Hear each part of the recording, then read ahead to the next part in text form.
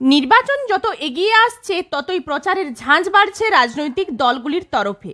তীব্র তাপপ্রবাহ উপেক্ষা করেই এই মুহূর্তে সকাল থেকে নির্বাচনী প্রচারে নেমে পড়েছেন বাঁকুড়া লোকসভা কেন্দ্রের সিপিআইএম প্রার্থী আইনজীবী নীলাঞ্জন দাশগুপ্ত। শনিবার দলীয় কর্মী সমর্থকদের সঙ্গে নিয়ে তিনি নিজের নির্বাচনী এলাকার দুলালডিহি, জুনকানালি, কালপাথর, ভালুকসুন্দা, কাশীবেদিয়া এলাকায় নির্বাচনী প্রচার করেন।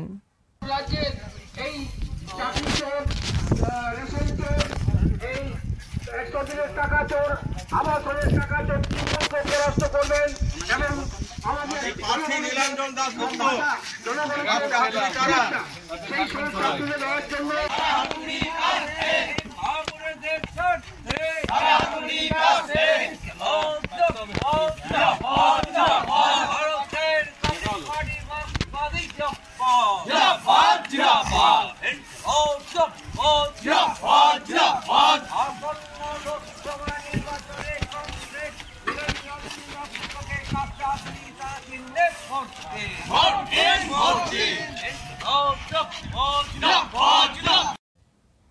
প্রচার কর্মসূচির ফাঁকেই তিনি বলেন,